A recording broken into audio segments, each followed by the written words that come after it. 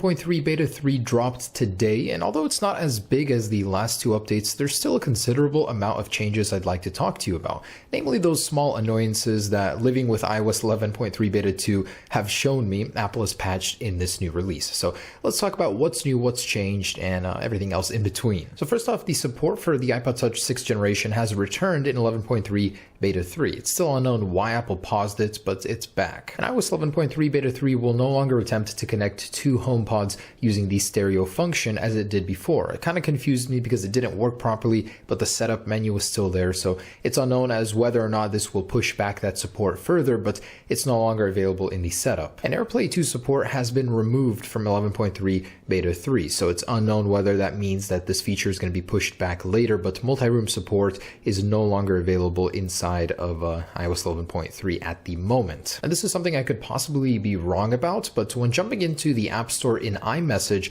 I was greeted with this privacy splash screen, which we saw in many other areas. I just have never seen it before in the Messages App Store, so that might be new. Now in the previous beta, when you tried to delete a message thread, this is the notification you would get, a mislabeled placeholder. Now that's been fixed and actually comes with the correct labeling saying, would you like to delete this conversation? So the most infuriating thing about 11.3 Beta 2 has been fixed, pausing of music when switching between different music applications. So when you jump into another one and you were connected to something over Bluetooth, it would pause audio. Can't seem to recreate it right now for some reason, but it was annoying, and that's been fixed in Beta 3. So previously inside of the music widget in Control Center, when you were connected to AirPods, you got this bar on the bottom. When you removed it, this is what happened. You got a bar on your iPhone. So it was a bit confusing why there were volume bars for devices that you can adjust the volume down here for. Now in iOS 11.3 Beta 3, that's been rectified. So that bar is no longer available and it switches how it normally should. And previously in Beta 2, for some reason, the checking for update text in the software update page was off center. Now that has been recentered and optimized in Beta 3. And actually a very convenient time saver when actually using the power and volume down to turn your device off. When you go to this screen on both devices, now there's different behavior when you actually click cancel to exit it. So this is what happens.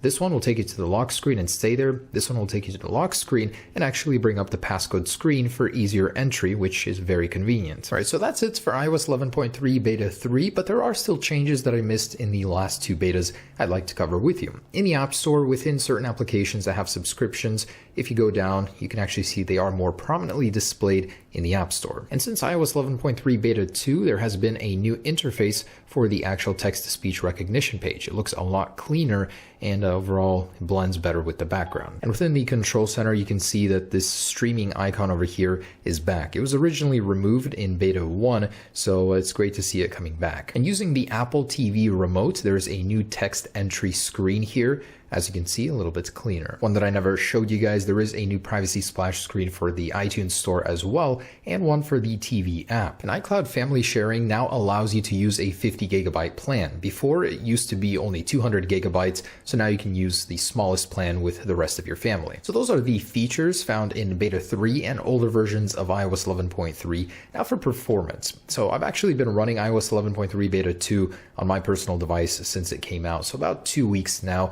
And I gotta say that it is awesome. I will not go back to 11.2.6, but the battery life did get worse. Overall, the fluidity, the stability, it's been pretty dang good, aside from the music bug, which when switching from Apple Music to SoundCloud or other apps would just cut out. That was super annoying. So since that's been fixed, this is going to be an awesome firmware, I believe. Hopefully the battery life does get better in this firmware, but speed-wise, it has been fantastic. So if you guys want to run it on your devices, I would almost recommend it, as long as you're willing to live with the quirks of a beta, of course. Here's iOS 11.3 Beta 3 and iOS 11.2.6. Pretty much no difference there. So overall, guys, say well worth updating from Beta 2, no reason not to. Some great new features, well, mostly optimizations, and definitely probably some performance boosts under the surface. Thanks for watching, guys. That's iOS 11.3 Beta 3. Stay tuned for the next one.